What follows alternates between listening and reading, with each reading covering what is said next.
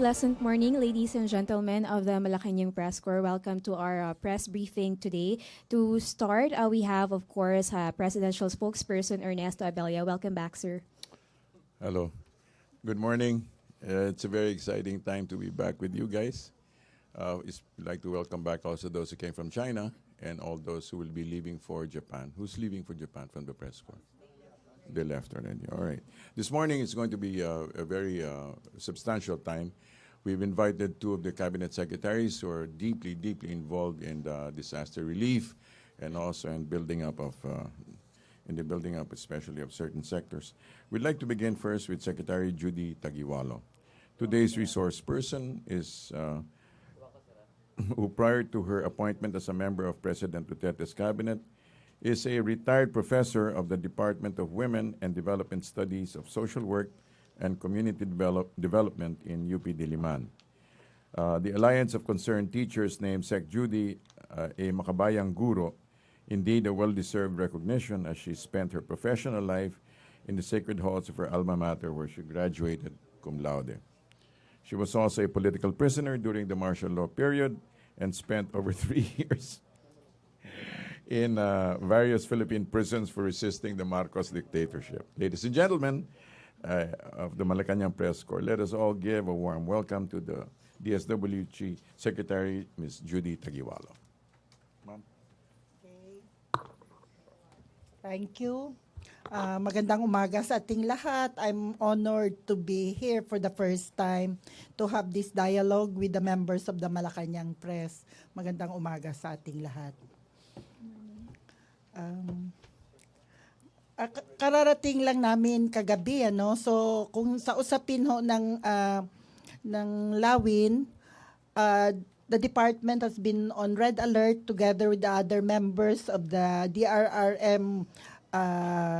DRRMC clusters since October 14 in preparation for the entry of Typhoon Karen, and it continued up to this day because of the immediate entry of Lawin, which was then predicted to be stronger than Yolanda. So when we sent augmentation team to our field offices in regions 1, 2, and CAR in preparation for Lawin, and when Lawin struck on Thursday, we were there already, and the team was there already. The preposition goods were ready in the different municipalities.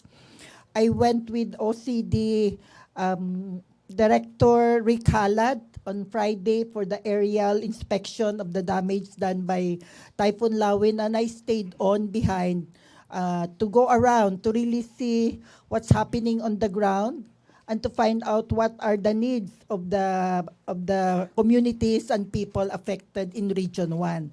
I came back last night together with President Duterte. He came in yesterday morning together with many cabinet secretaries, including DPWH Secretary Mark Villar, DOH Secretary Obial, DBM Secretary Ben Jokno, NEDA Secretary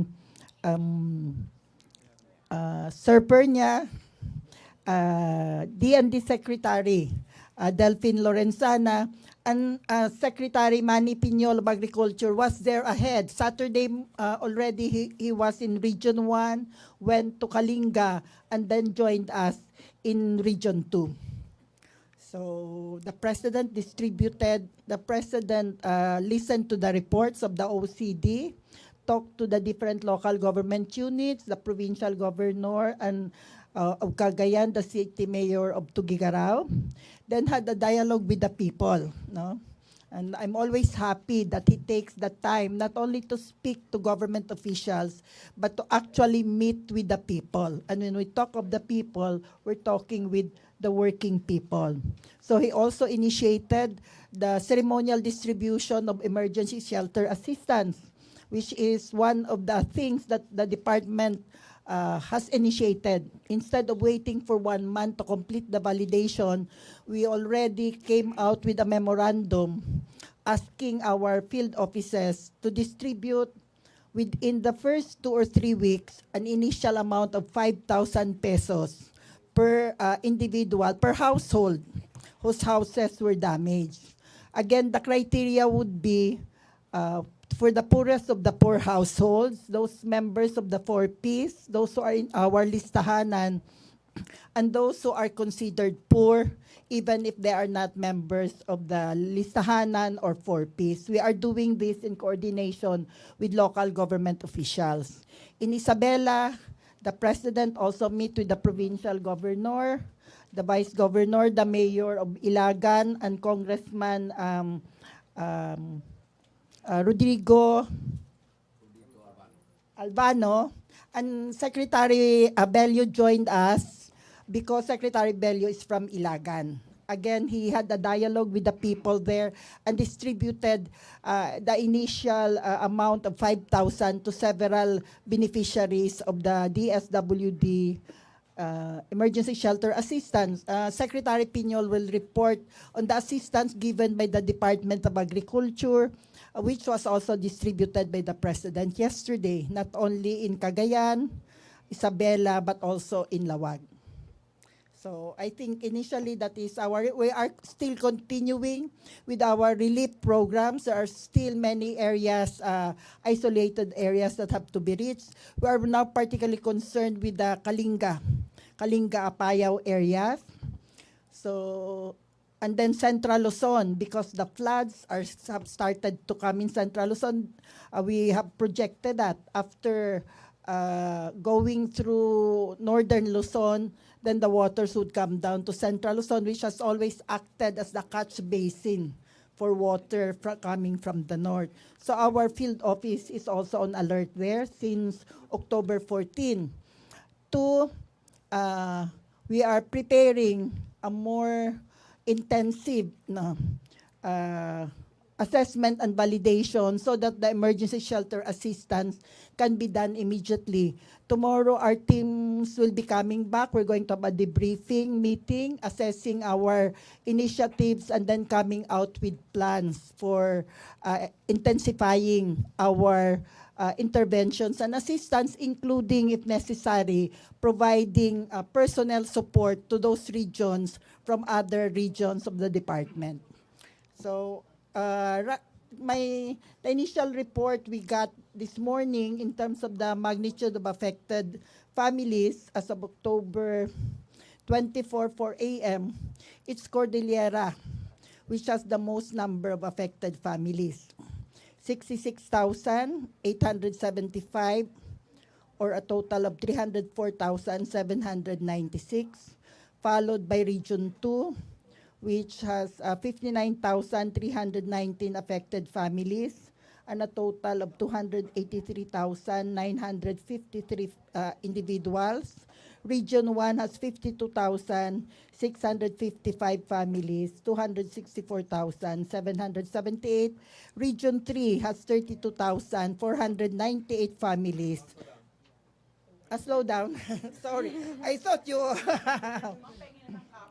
Oh, hindi na, written pa lang ito because the report is by region. So it's just coming here that, let's prepare it in terms of magnitude of affected families. Okay, Region 3, that's the last one. 32,498 families, 138,657 individuals. Right now, our report said that only Region 3 and Cordillera still have evacuation areas.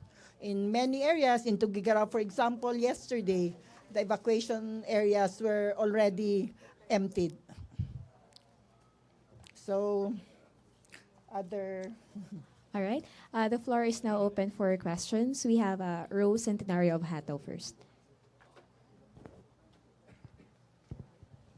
Good morning, Secretary Judy. Good morning. Apo. Naging viral po yata yung sa social media yung inyong komento tungkol sa foreign aid. Pwede pong maipaliwanag po ninyo para mas malinawan ng publiko yung issue. Okay, pasensya na kung ang dating ng komento na yun ay kaya na natin to, hindi na natin kailangan ng foreign aid. ang paglilinaw na ginagawa ko ngayon ay nakayanan natin nitong nakaraan, no, sa bago dumating at pagdating ng Karen at ng Lawin, ang pagtulong, ang maagap na pagtulong sa ating mamamayan. Sa ngayon ay patuloy ang ating pag-assess ng extent ng damage, no? At malawakan siya. Nakita namin ito over sa aerial na view namin kahapon, no? Nakailang kwan kami sa coastal, tapos sa Cagayan Isabela, at si Secretary Piñol pati sa Kalinga Lawag. Malawakan, no, in terms ng damage sa agriculture, sa livestock, sa mga buildings natin, including schools and offices, ano, and of course, sa mga bahay ng ating mamamayan. So, ang tingin ko, magkakaroon kami ng assessment bilang National Disaster Risk and Reduction Management Council at talagang magkaisa gaano ba kalawak ang damage, anong kailangang pinansya para dito. Alamin din sino ang mga nag-offer ng tulong, no? At sa tingin ko, handa tayong tanggapin ng tulong na ito batay sa ating pangangailangan at batay sa walang kondisyon. Ibig sabihin, bukal na loob na tulong ng mga mamamayan, ng mga organisasyon, ng mga pamahalaan sa ibang bansa para tulungan tayong bumangon. Ito naman ay nakadepende sa extent ng need na kailangan natin. So, paglilinaw ho yun, hindi ho tayo magsasabi, kayang-kaya na natin ito. Ang sinasabi natin, nakayanan natin itong mga nakarang araw, patuloy ang pagtatasa natin, pag-assess ng extent ng damage, at nagpapasalamat tayo sa mga kaibigan, na mga individual, organisasyon at ibang bayan na nagpaabot na handa silang tumulong. Darating din ho kami dyan, kailangan lang namin magpulong pa para mas maging malinaw anong klaseng tulong ho ang kailangan natin at gaano kalaki ito. All right. Next question, please. Joseph Morong and then Ina Andalong. Okay, Ina first. Hi, ma'am. Ma'am, doon din po sa statement niyo, you said, dahil walang katiwalian at transparent ang ating ipinatutupad na proseso, kitang-kita na may pondong sapat. It would appear from the statement that you discovered corruption in the previous relief or how relief supplies were handled previously. Can you tell us more about that? No, well, we have done an assessment of the Yolanda donations, okay? And we're going to make that report, I think, on or around November 8. This was something requested of us by the people themselves when we first came into office last July. So many farmers, fisher folks talked to us and asked us about their emergency shelter assistance 3 years after Yolanda. So we decided to have an internal assessment of the donations given to the DSWD as well as other funding. So we have done it. We're going to make a report. I think generally, the money has gone to the people, but there are cases of irregularities, no?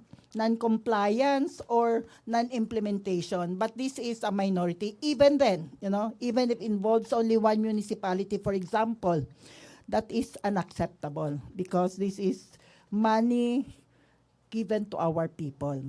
So I think the spirit there is we don't want any form of irregularity, of any corruption. The President is very clear about it. Our marching orders from day one is maagap at mapagkalingang tulong. So prompt and compassionate assistance, patas na pagtrato sa komunidad. Walang pagkilala sa kulay. So you've seen he spoke in Batanes and he said, I am now the President of the Philippines. It doesn't matter which political parties you belong to during the election. So long as your communities, your provinces are affected, the government will be there to help you. So that's the second instruction to us, no? patas na pagtrato. At pangatlo, serbisyo na walang katiwalian. So we have reiterated to our personnel the need to ensure that the resources, that the aid should go to the people.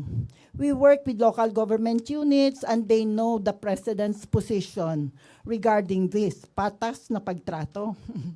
Walang katiwalian. He has repeated it in his various visits to the different areas. Yun din ang sinusundan namin ngayon. Kung okay lang po, ma'am, can you be a bit more specific on the irregularities that you we have submitted the report to the President already of a particular irregularity, and we have asked him to initiate the investigation. So we will come out with that by next month, before the Yolanda, the third year of Yolanda. Our team is reporting a more detailed report. Ang main problem natin with Yolanda is, while we have provided more than 1 million emergency shelter assistance to the victims, there are around 200,000 claimants who expressed the complaint that they were victims of Yolanda in Region 8 and Region 6, but they were not given the assistance needed. That's why here in Lawin, we said emergency shelter assistance should be emergency, not 3 years, not 2 years after. So we are doing our best, no, to make sure that the Yolanda experience in terms of delayed provision of emergency shelter assistance should not be repeated. Huli na lang po sa akin, ma'am. Kasama po ba dun sa assessment ninyo yung aid na napunta sa private? I mean, are you also maybe reaching out to them and find out if yung pinadala po or yung foreign aid course through these private institutions also reach their intended beneficiaries? Hindi na namin nakayanan Only yan. dun sa DSWD? Essentially, only sa DSWD, Region 6 and Region 8, at nag-sampling lang kami ng ilang municipalities. So, hindi siya saturated. But even then, I think the findings would also provide us some idea of how regulations of the DSWD are complied with or not. For example, before you download money for core shelter assistance, you have to make sure that there is already land for that, okay? 2, the downloading is via tranches. You don't do it at one stroke. But in the particular area I mentioned, the money was downloaded, the whole amount was downloaded, at one time. And 2, it didn't go on because there were problems with the land. So actually, there was no compliance.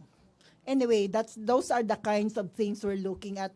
And the idea is not really fault finding. The idea is how do we safeguard the money, what kind of resolutions, what kind of policies, what kind of guidelines are necessary. So far, one new guidelines we have made is the emergency shelter assistance should be given immediately.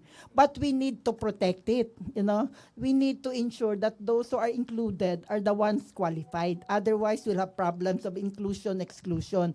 But at the same time, we need to shell out the money now, even a small amount, because if it's 2 months after, it will be too late. They need the money now to rebuild the house. That's why we agreed on a 5,000 pesos initial assistance so they can start buying the yero or the pader. Then we will do the deeper assessment and validation. So for partially damaged houses, it should be 10,000 pesos, an additional 5,000, and totally damaged houses, it should be 30,000 pesos. So an additional 25,000 pesos, which was the policy before. What I want to clarify is that this is specifically for the poorest of the poor. While many families have been hit by Lawin, many professionals, as well as those relatively rich families, we would like to ask for their support and understanding that our aid will be given to the poorest of the poor. And they hope they understand why the poor has lesser capacities to rebuild on their own and government assistance is necessary. Okay, next question, Joseph. Hi, ma'am. Good morning po. Just a little bit on the Yolanda again. How much fund are we talking about that you investigated? Actually, I'm not ready for the Yolanda report, Okay. but we have the data in the central office. So I'm sorry. And you know, when you have senior moments, you don't have the kind of memory you had. You know, You're a busy person, we when you understand. were an undergraduate student. But we will give you that. No? Apo. We'll give you that. We'll text you the amount later on. We'll get the But would you number. describe, ma'am, the irregularity as widespread? Or is this concentrated in some areas only? Well, the ESA is widespread. You know, the disqualification, the exclusion of emergency shelter assistance for victims of Yolanda is widespread. We're talking 200,000. Initially, we had 81,000 for Panay, and then we still have boxes of claims that some members came to give to us, and then you have Region 8. Leyte and Samar. I think that will be also around 100,000. And this is because there were prohibitions regarding providing assistance to those who were in the danger zones, but who were also damaged. But you know, they were, and there was no relocation for them. Two, it was also because I think because some it went through the local government units. And again, you had hindi patas na pagtrato. So there were people who were victims of Yolanda, but who were not part of the political groupings of particular local government officials, so they were excluded. We have that a lot. Okay, we have a question from a foreign correspondent at the back. Please state your name and media affiliation, sir. Rob McBride from Al Jazeera English. Ma'am, can I ask you, given the severity of this latest typhoon, do you think it's further evidence of climate change and more severe weather events here in the Philippines? And if so, how important is it that the Philippines ratifies the Paris Accord on climate change, ma'am? I think the president already expressed his position yesterday when he spoke in Tugigaraw. He clarified that because we are the gateway of the Pacific, we are always vulnerable to typhoons coming from the Pacific before they go to mainland Asia. So that's one. So it's important. Two, he also clarified and he explained it. That's why I was so impressed, because in Tugigaraw, he gave a lecture on global warming and climate change and explaining how it happens to the farmers who were there in words that I think are understandable to them. He was saying that we are being blamed, you know, for causing so much damage to the environment by rich countries, when actually these are the rich countries using so much energy that contribute a lot in global warming. So he said it is victim blaming. So I think that is one of the reasons why he has deep reservations about signing the Paris Accord. And of course, I am a member of his cabinet. I agree with him in this aspect. Wouldn't the Paris Accord go some way to solving the climate problem? Obviously, it's not the sole as cure-all, but at least it goes part way, doesn't it? Well, I'm sorry to say I'm not that familiar with the Paris Accord. I'll tell you later when I have more time to study it. So if it helps, why not? I mean, that's always my position. If something helps the poorest of the poor and poor countries to their advantage, why not? But if an accord is really to the advantage of rich countries and those who are in power, then I will have strong reservations. All right, thank you. Henry Uri of DZRH. Secretary, how systematic is your agency now comparing to the previous setup of DSWD? I ask you this question because para ho masiguro natin sa ating mga kababayan na wala nang mabubulok na mga relief goods. Okay. I think naman, the government bureaucracy is resilient. No? Politicians, political appointees come and go, but you have a core of dedicated civil service servants. I have learned that in the department. I depend a lot on the undersecretaries who have been with the department for decades now and who have been part, for example, of the Yolanda assistance. And I find them dedicated, committed, highly expert, and clean. Malinis, no? So, in terms of our capacity to provide assistance, I think it is in place. No, the different field offices, the different policies, the different structures, as well as the resources are there. Now, in terms of safeguarding, protecting our relief goods, we have also policies in place. And what is that? We have to monitor closely the expiration dates of our goods. And 3 months before their expiration, the field officers should already come out with instructions to distribute this through a food for work program, bring this to the different centers or institutions where we have vulnerable groups such as abused women and children, the elderly, or even bring it as supplemental feeding. So in terms of policy, we have that.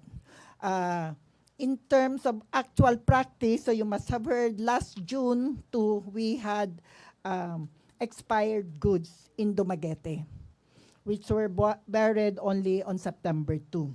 So that was, again, a wake-up call for me that it is not enough that we have the policies. We have to closely monitor this, and I have asked the field offices to report to the central office every month the record of expiring goods and their plans to dispose them productively if these goods are going to expire within 3 months.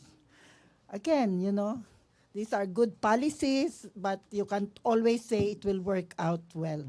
But just keep our fingers closed, because I think the people will lynch us if there is another report on damaged rice, So let's work closely, and we ask the people to help us safeguard our goods, report to us any irregularities that they have found. We have Facebook pages, we have our website, and we have 911. They can always report, and 8888. Report to the President whatever irregularities they find regarding my department. So, maraming salamat. All right, thank Thank you you po. very much, DSWD Secretary Judita Gualo. We'll allow you to send your text query for that. Okay. Ambush. All right. We have another exciting resource person. He's a very familiar face to us. Agriculture Secretary Emmanuel Piñol is a seasoned print and broadcast journalist who served as close-in writer of President Fidel Ramos in 1992. He has served as municipal mayor of Mlang and North Cotabato governor and Cotabato vice governor prior to joining President Duterte's cabinet on June 30. One of the busiest guys around, if not the busiest. Ladies and gentlemen of the Malacanang Press Corps, let's give him a warm welcome, Secretary Piñol. Thank you, sir. Good morning. We were in China with the President when the first reports of damage to agriculture came in. And I was baffled initially because of the great disparity between the loss of lives and the damage to agriculture. But when I flew in from Villamor Air Base Saturday morning, it was then when I understood why there was so much damage to agriculture and there was minimal damage to life. Government was prepared for this. The only reason why there was so much damage to agriculture was because we could not relocate the palay, We could not relocate the cornfields. But in as far as preparations for the disaster were concerned, government really prepared for it. And this was validated by the local government officials I talked with when I arrived Saturday morning. And they said that 911, a brainchild of the President, of President Rudy Duterte, really helped a lot in preventing loss of lives and protecting our people. Now, 911, according to them, really helped them. No? And yung initial advices from the national government, from NDRRMC, under USEC Rick Halad, also helped them a lot. No? Sa agriculture, in the field of agriculture, the damage is estimated at about 10.2 billion pesos. That's not only for Lawin, it also includes Karen. No? I have prepared a detailed report on this matter, and copies of this report will be given to you. For Region 2, which the President visited yesterday, the damage was estimated at 6.2 billion pesos. For Region 1, it was estimated at 1.6 billion pesos. Now, for our quick response, we are ready with 350 million pesos in quick response fund, part of which was already committed during the visit of the President in Cagayan Valley, Isabela, and Ilocos Norte last night. In Cagayan Valley, for example, aside from about 37 million worth of seeds, both corn and palay, and of course vegetables, we were able to commit 1,400 bags of rice to the provincial government of Cagayan Valley, which they could use for assistance to farmers and fishermen whose livelihood was affected by the typhoon. We also turned over 1,000 bags of rice to the province of Isabela and also Ilocos Norte. Yesterday, it was estimated that we were able to turn over about 100 million worth of immediate assistance. Where are we getting our money? Well, of course, we have the Quick Reaction Fund of 350 million, which is readily available. This could be replenished the moment we are able to expand all of this. And this could be supported by the NDRRMF, or the disaster funds, and also assistance from the President. Now, following the visit yesterday, we came up with a listing of immediate and long-term interventions. One, there is a need to immediately provide food assistance to affected subsistence farmers and fisher folk. Number two, livelihood, because if we depend on replanting, it would take another 4 months before they could eat. So we have to provide them with livelihood activities that would earn them money right away and enable them to feed their families and send their children to school. For fishermen, we are deploying bancas and nets for the fisher folks. But more than the immediate interventions, I actually brought to the attention of the President a greater problem, which I believe should be addressed on a long-term basis, or else Cagayan Valley may face disaster. As we flew over Cagayan River and Chico River, I found out that there is so much siltation in both rivers. And this has actually caused the water to overflow its banks. And this was the reason why the damage was heavy on farming communities located at the banks of the river. So there is a proposal right now to conduct a dredging and desiltation of both Chico River and Cagayan River. And this was noted by the President yesterday. In fact, in his statement, he said that there should be a deeper study on how to manage Cagayan River because it has been meandering over the years and it's covered a lot of areas already. So another thing that was taken up by the President yesterday was his recommendation to change the planting calendar in the region. because October now, because of climate change and the unpredictability of climate, October now has become a typhoon season and rainy season in Cagayan Valley. So the president yesterday recommended that there should be a review of the planting calendar in view of the realities of climate change. And this should be designed in such a way that we will avoid harvesting our crops during the rainy season or the onset of the typhoon season. Also, it was proposed yesterday that the crop insurance program of government and the system of crop insurance should be changed from actual damage to index losses, which means that we don't have to look at how much damage there is, actual physical, to the crops of the farmer in determining how much he should receive in the form of insurance coverage. We are proposing an index loss insurance policy where, for example, if you only expect 10 days of rains during a planting season and the rains would come 15 days, there should already be an insurance coverage to compensate for the index loss expected.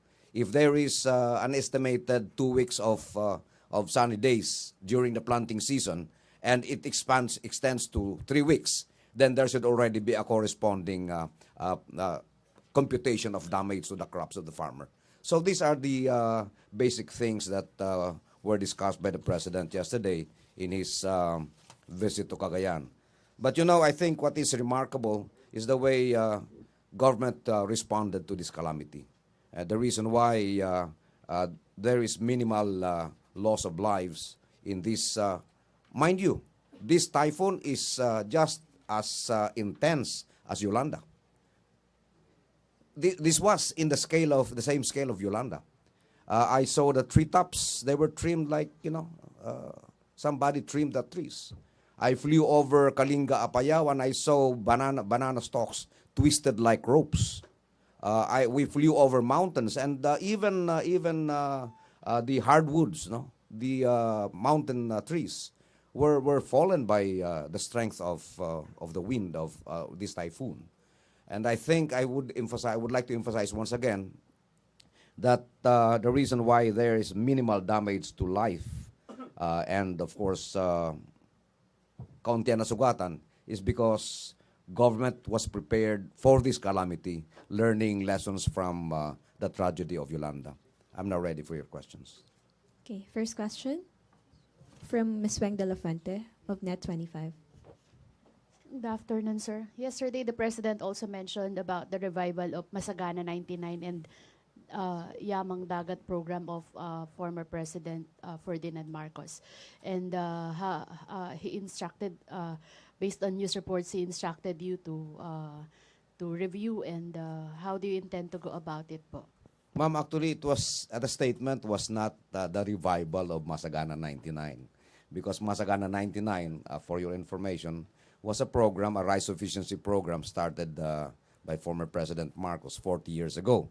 The variety of rice used then is no longer available now. No?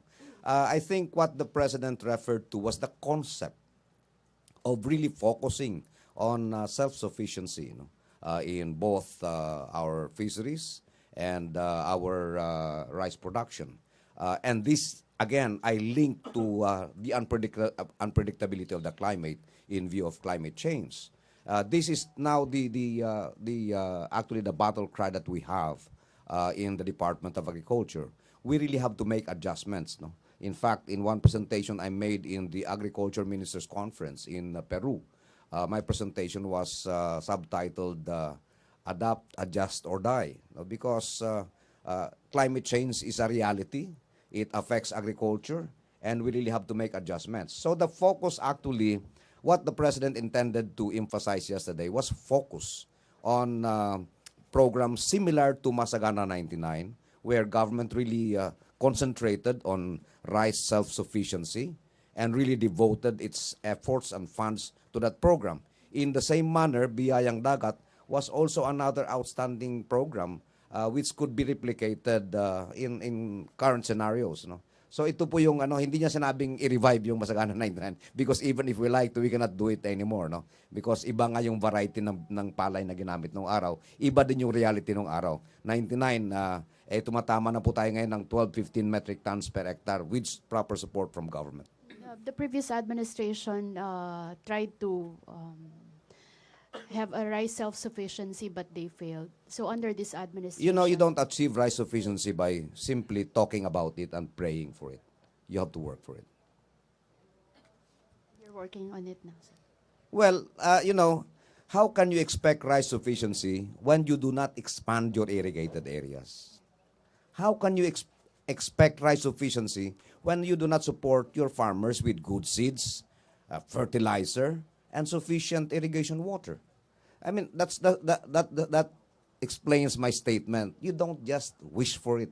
You don't just pray for it. You have to work for it. You want to achieve rice sufficiency, you have to support it. You have to. There are three things important to food production. Number one is water. You cannot have food without water. Number two, in the context of rice production, you have to have good seeds. The old seeds that our farmers have been using could only produce a maximum of 3.9 metric tons per hectare per harvest. That is our national average.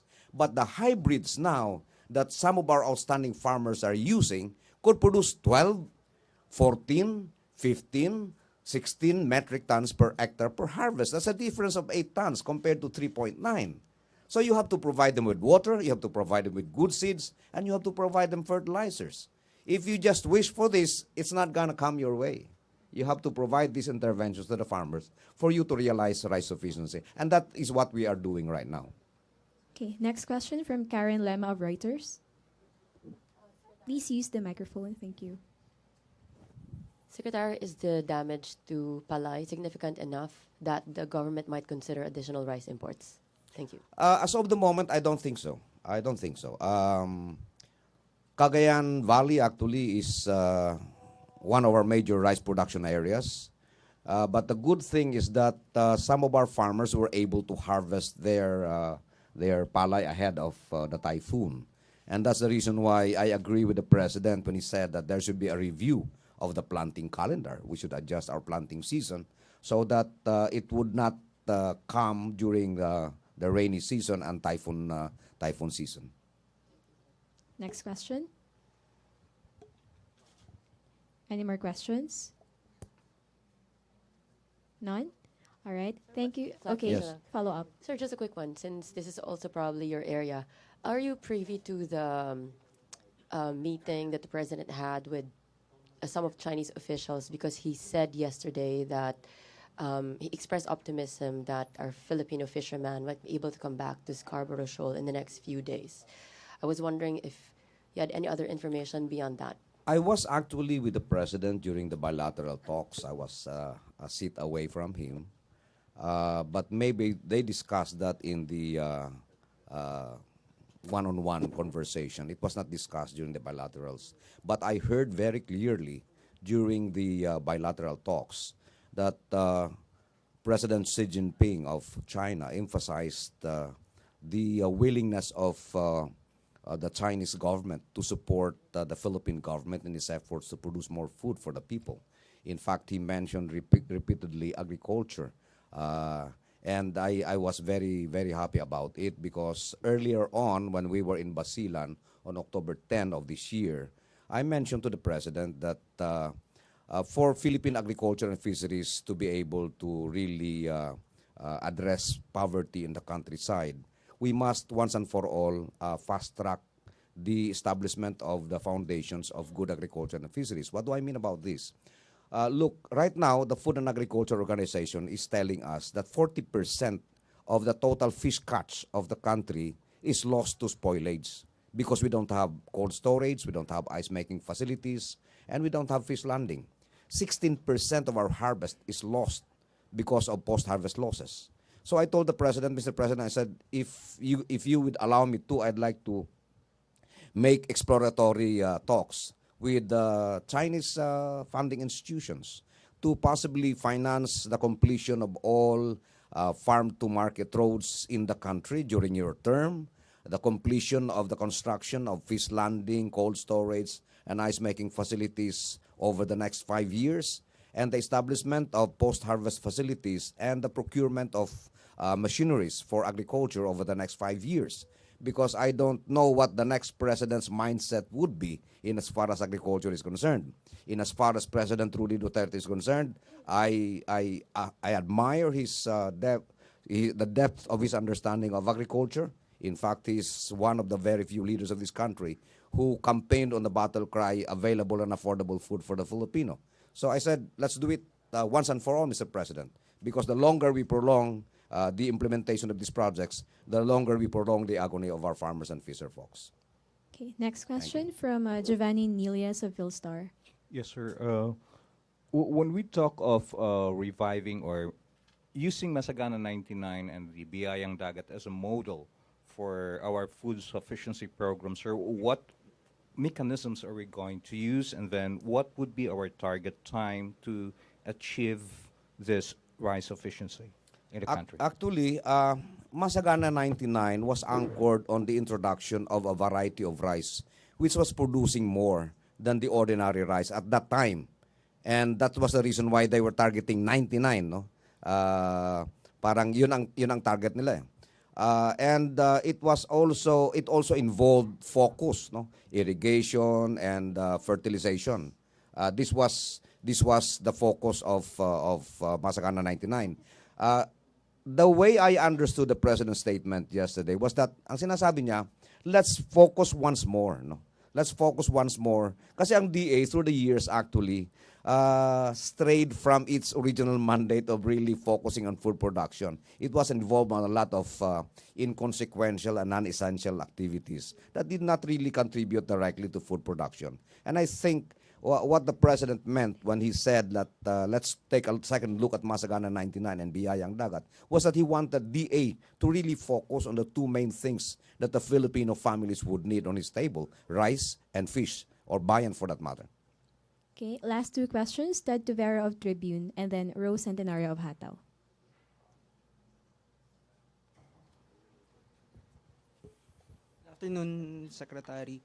Sir, may last week po or 2 weeks ago may issue po na dun sa proposal ni DAR Secretary Rafael Mariano, yung moratorium on land conversion, na yung mga agricultural lands hindi muna siya pwedeng i-convert into other subdivisions, etc.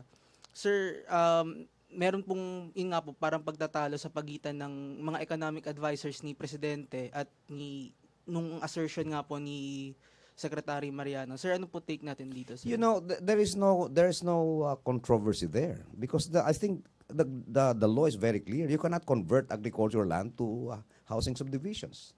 It's as simple as that. There's no need for a moratorium. It cannot really be allowed. No? The law is very clear on that matter. And in fact, in the Department of Agriculture right now, we are very strict in evaluating a specific area being applied for to be converted into industrial purposes or housing subdivisions because of that law. So I really feel that there is no need for a moratorium. All that we need to do is just strictly implement the law. Okay, Rose Centenario.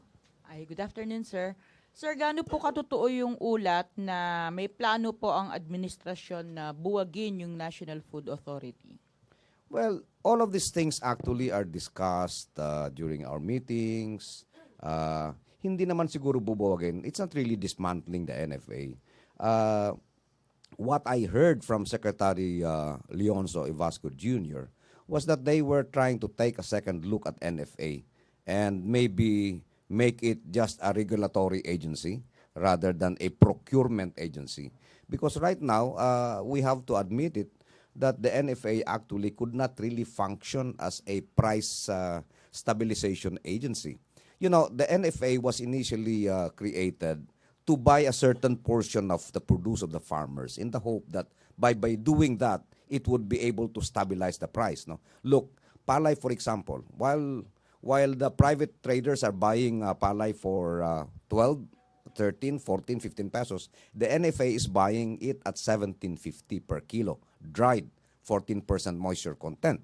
But the problem is the NFA could only buy 5% of the total national produce. So it could not really make a dent, or it could not even threaten the traders. No?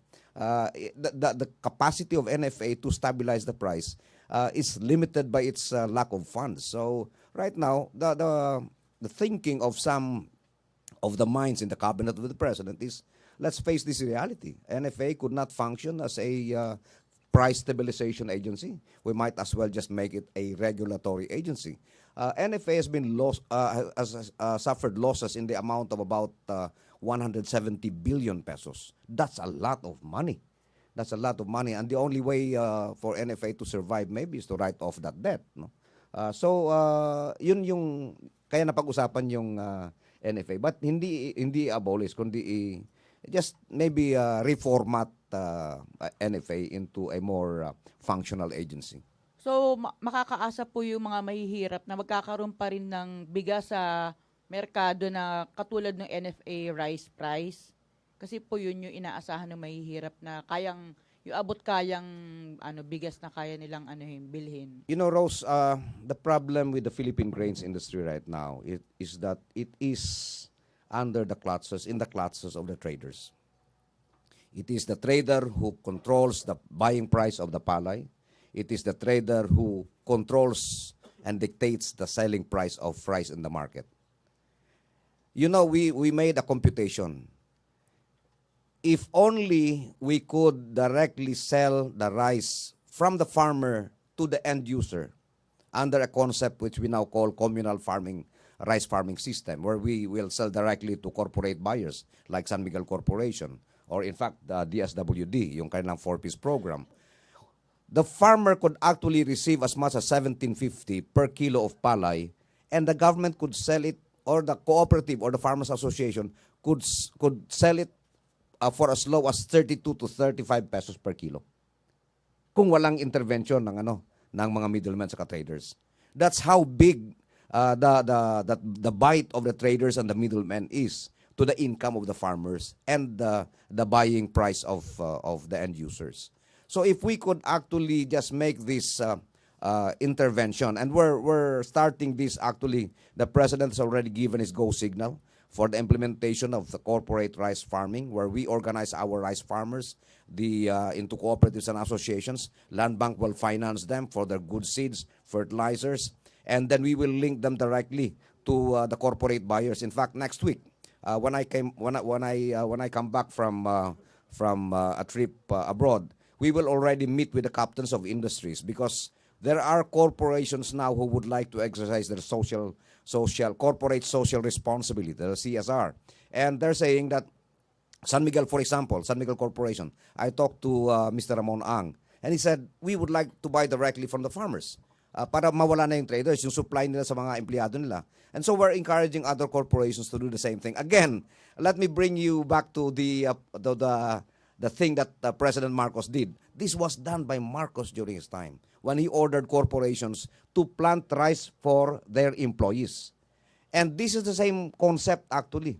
This is the same concept where farmers now will be provided with support to have access to good seeds, fertilizers, and of course good water, and then harvest facilities, milling facilities, and they deal directly with corporations needing rice supply for their employees. We could even supply the soldiers if the president would say that he will give the soldiers an allowance of a rice allowance of 1 sack every month. That's a lot of customers for the Filipino rice farmers. Sir, sana po kukuha ng rice importation permit kung wala ng NFA. NFA pa rin kasi regulatory body nga sila. Okay. Yung Price Stabilization Agency po, paano po yung function na yun ng NFA? Well, as of the moment, we will have to really wait for the final review. I cannot jump the gun on those who are reviewing the setup that NFA should be placed under. No? Until such time, hindi ko pwedeng i-preempt yung issue na yan. Okay. Thank you very much, Department of Agriculture Secretary Manny Thank Piñol. you. We will be distributing this if you need the data. Kompleto po ito. Everything. No? Jan, pakin. Thank you. We'd still be hearing a few statements from our presidential spokesperson, Secretary Abella. All right. The president leaves tomorrow for Japan. Okay. It'll be on time to celebrate also the 60th anniversary of the renewal of ties between Japan and the Philippines.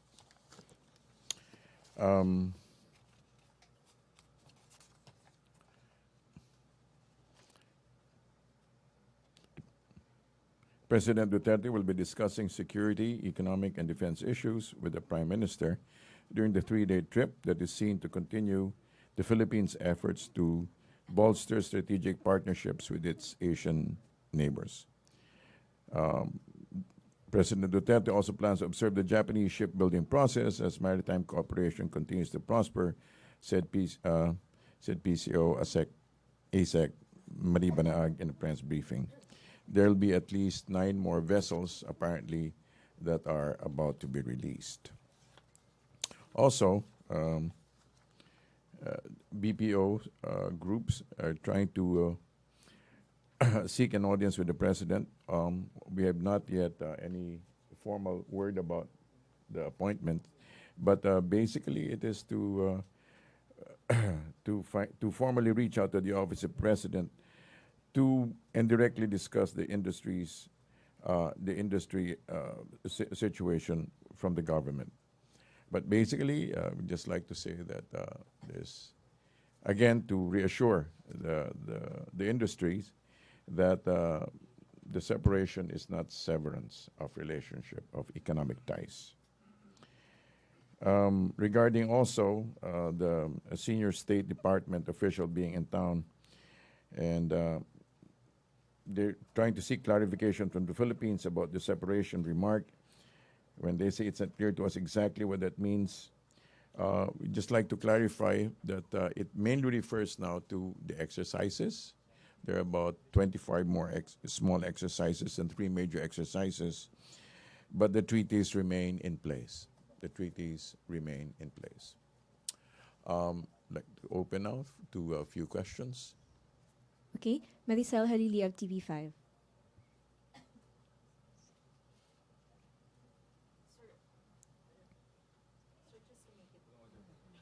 Hello. Yeah. Sir, just to make it clear, so when you say separation of economic ties, you already said that there should be a balance of relationship and more independent foreign policy. But in a way, how will it affect the American business here in the Philippines as well as, well, for some Filipino workers in the U.S.? Right. Again, let me just clarify. It was not a separation of. Basically a separation of from dependency. And basically, it was a declaration of independent. Again, it's a restatement of the independent foreign policy that the president has declared again and again. It is a. But there are no ties that are being broken, and there are no ties that are being broken. Okay. So, meaning there's no need of pulling out some businesses in the country. There's no need to be pulling out any businesses in the country. And our OFWs won't be affected in the Our US. OFWs will not be affected. But basically, we're just saying that it's basically what he has been saying. It is from an exclusive to an inclusive relationship. Okay. Okay, next question. Yes. Yes, sir, from Al Jazeera at the back. The president's visit to Japan tomorrow, what are the prospects that it might lead to direct talks between Japan, the Philippines, and China over disputes in the South China Sea, as I believe the president has expressed he wants to achieve? What's the question again? What are the prospects that this visit will lead to direct talks between China, Japan, and the Philippines over disputes in the South China Sea? Well, but the main agenda will be more not political but economic. So if it's referred to, it will be on the sidelines. But I believe the president has said that he wants to see these trilateral talks. Is that right? Basically, as far as we know at this stage, it is talking between the Philippines and Japan. Okay, and if there's anything at all, it may be exploratory. But at this stage, it is not part of the official agenda. does the recent statements by President Duterte, does it confuse the relationship between Japan and the Philippines, or how would you describe the relationship? I think at this particular stage, there is a great appreciation of the president from the Japanese side. It seems to in the same manner apparently that somebody had described the presence of the president in China as being electric. Apparently, there is also a great anticipation of his visit. Okay. From Weng de la Fuente of Net25, and then JP Bencito. Good afternoon, sir. Some embassy officials who made a pre-departure briefing here last week said that Prime Minister Abe would seek explanation from the president about his new policy. Would the pilot see this as another intervention? Which one? With the Prime Minister Abe seeking explanation of the president's new policy. Of Independent foreign no, policy. I believe that's just it's something that they appreciate. It's something that we will appreciate. It's a further clarification. It's not so much an intervention, but a clarification. Okay. JP of the Manila Standard. Hi, sir. Sir, on the Scarborough Shoal issue, yes. Sir, were there any conditions laid out by China during the bilateral talks or during the private meeting with the president Those are two different conversations. Yes, sir. During the bilateral talks, there both nations agreed that if contentious issues would not be necessarily be discussed during that particular time, it could be set aside for another period of time. But the main priority were economic talks. It may be, however, it may have been raised. It may have been raised during the one-on-ones, as has been referred to by Secretary Manny Piñao. Yes. Sir, can I go to another issue, local, dito po sa Pilipinas? Yes. Sir, there seems to be a juggle between the possessions in the Subic Bay Metropolitan Authority. The President recently appointed SBMA Chair Martin Dino for the position, but there seems to be confusion within the ranks because an undersecretary or assistant secretary within the department has issued a office memorandum saying that he is the chair of the SBMA or the administrator of the SBMA. Sir, can we get a clarification who really has the authority? And just to give a background, there has been court case filed within Olongapo contesting the appointment of Dino. All right. We'll seek clarification regarding the matter, and we'll give you the answer in a few days. Okay. Sir, on another, sorry. Sir,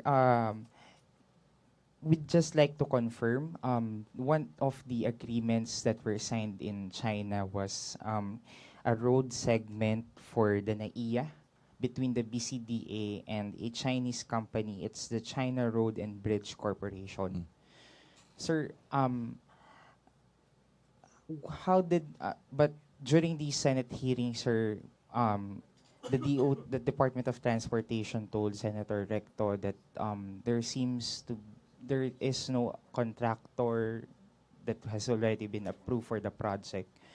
Sir, when did these companies had this green light to proceed with the construction, or how with the construction of the BRT projects for the So your question specifically is about what? Is there already a green light, sir, from the DOTR for the new projects, sir? Which new projects? The bus rapid transit, sir, for the NAIA segment. Okay. We'll find out also about that, okay? It's something that has to be cleared with the Department of Transportation. Sir, last na lang po dun sa ano pong yun. Doesn't it, yung China Road and Bridge Corporation, it's a World Bank blacklisted contractor. So it doesn't it raise some sort of apprehensions na we're contracting with a company that has been somehow committing fraudulent practices in the past? All of these things will still have to be reviewed, and have to go through the right processes, although there were agreements that were signed. Okay, thank you. Thank you, sir. Okay, next question from Joseph Morrow.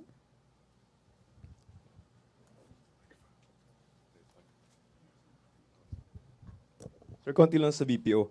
It seems that they're worried, no? They were Is the concerned, palace open to meeting them? Yes, definitely. Okay. Yeah. Sir, sa foreign aid, what's our attitude now from sa foreign aid as far as foreign aid goes? Kasi sa Lawin, we were able to get by, Right. pero not naman wishing for it. Pero if we have another Yolanda, what's going to be our attitude?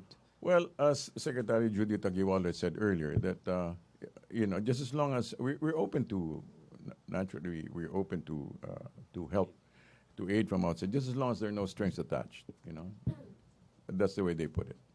Thank you. Sir, last former President Ramos already also again wrote something that just to paraphrase it what it said, but less talk is better for the president.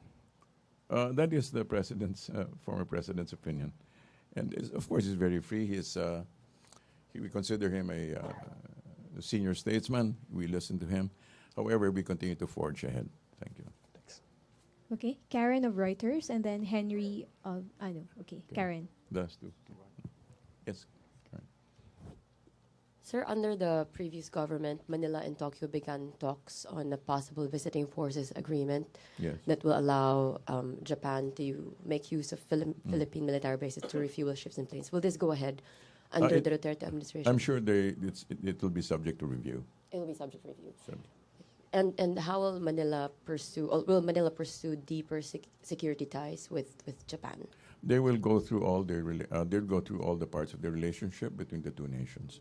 I'm sure. I suppose it's going to be part of the things that will be talked about. Sir, last point na lang. I just want to get an official response or a response from the office of the spokesperson, because we've heard the U.S. Assistant Secretary of State already speak today, and he said he referred to some of the president's controversial statements, which he said have created confusion. He said other countries, but he didn't mention who, apart from the United States, are really concerned because of these statements. And he also expressed concern over the loss of lives in the government's anti-narcotics campaign, saying that this is not a positive trend and this is bad for business. Can we get a response? Thank you.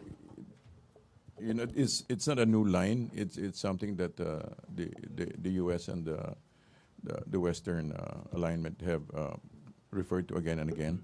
However, the president already has made his position clear regarding that there is no state-sanctioned policy regarding these alleged extrajudicial killings, and even the Senate itself has made reference to that and absolved the president in their own particular investigation of the matter. And again, we specify that the relationship, the Philippines will not renege on its treaties that have been made with its established allies. However, like the president has said again and again, that he will continue in his independent foreign policy. In other words, bring into inclusion within the ambit of our relationships other nations and other friendly, especially Asian nations, with whom specifically we share cultural values of non-interference, mutual support, and coordination.